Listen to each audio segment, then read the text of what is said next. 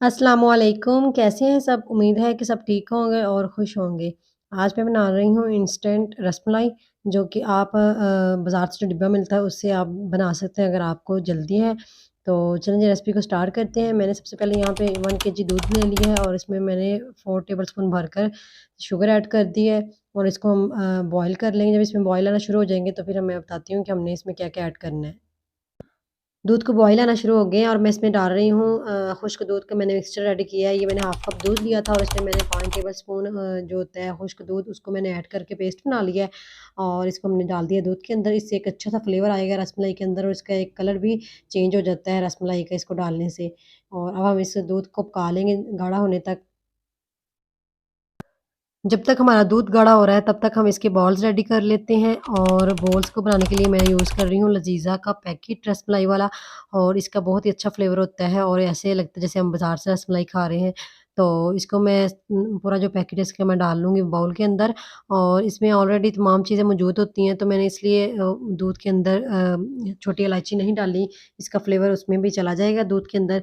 तो यहाँ पे मैंने तमाम पाउडर है वो मैंने बाउल में डाल लिया है। अब मैं इसमें डाल रही हूँ 3 टेबलस्पून ऑयल के।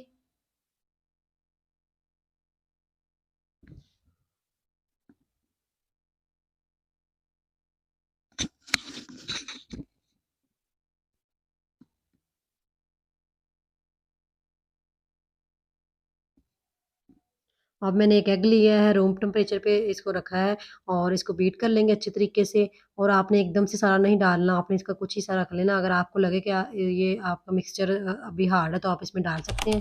एकदम से आपने सारा एग नहीं डालना वरना आपका मिक्सचर जो है वो ज़्यादा पतला हो जाएगा। अब हम इसको अच्छे से मिक्स कर लेते हैं।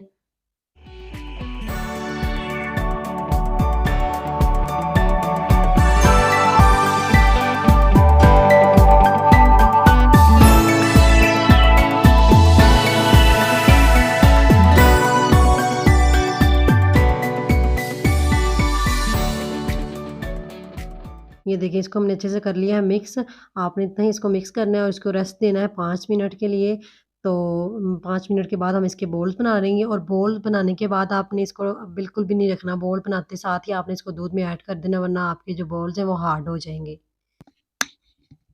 चलें जी 5 मिनट हो गए हैं, अब हम इसके बॉल्स रेडी कर लेते हैं। आप इसको कोई भी शेप दे सकते हैं। मैंने इसको सर्किल की शेप दी है।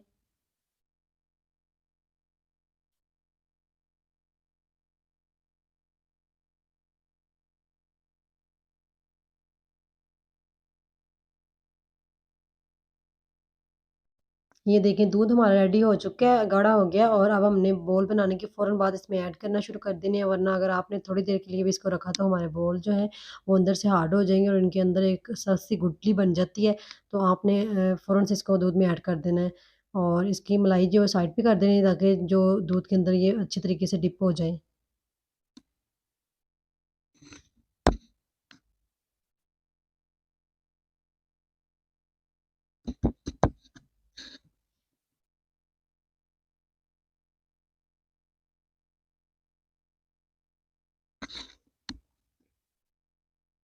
बॉल्स डालने के बाद आपने जो इसकी फ्लेम है मीडियम रखनी है और इसके ऊपर आपने इसका कवर ऊपर से कवर कर देना ताकि बॉल्स को अच्छी तरह से हीट मिल जाए और ये थोड़े से कुक हो जाएँ। फिर हमने इसके ऊपर से लिड उतार देना है। 2 से 3 मिनट ऊपर से कवर रखने के बाद ये देखिए हमारे बॉल्स जो हैं वो साइज़ में बड़े हो गए हैं और अच्छे तरीके से फूल गए हैं।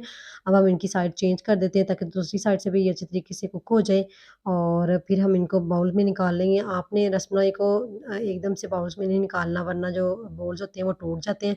पहले आपने एक-एक करके बॉल को डालना है बाउल में और फिर हमें ऊपर से इसके दूध डाल देना है।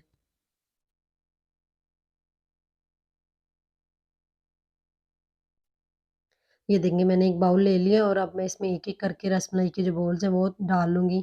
और ये देखिए मैं आपको दिखाती हूँ कि बॉल्स अंदर तक सॉफ्ट बने हैं, बिल्कुल भी इसमें गुठली नहीं है। अगर आप भी इस रेसिपी को फ़ॉलो करेंगे तो इंशाल्लाह आपके बॉल्स भी बहुत ही अच्छे बनेंगे। अक्सर शिकायत होती है कि जो रसमलाई होती है ना वो सही नहीं बनती यानी कि उसके अंदर गुठली रह जाती है। लेकिन अगर आप मेरी रेसिपी को फ़ॉलो करेंगे तो इंशाल्लाह आपके भी बॉल्स जो बहुत ही सॉफ्ट बनेंगे।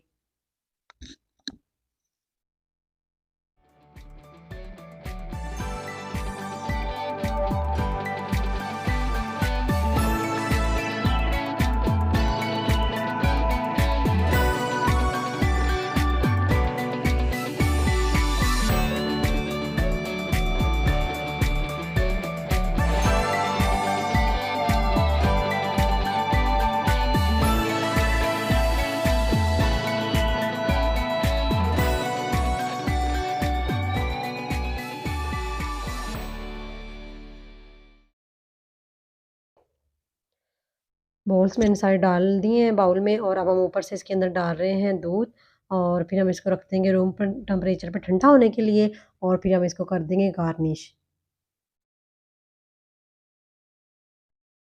ये ठंडी हो गई है रसमलाई और अब हम इसको ऊपर से कर देंगे गार्निश। हमने इसको पहले रूम टेम्परेचर पर इसलिए ठंडा करना है ताकि जो दूध गर्म होने की वजह से हमारे जो गार्निश की चीज़ें हैं वो दूध के अंदर ना चली जाएँ। पहले हमने इसको रूम टेम्परेचर पर ठंडा कर लेना और फिर हमने इसको गार्निश करना है ऊपर से। और मैं इसको बादाम और पिस्ते से कर रही हूँ ऊपर से, आप चाहें तो इसमें और भी चीज़ें ऐड कर सकते हैं।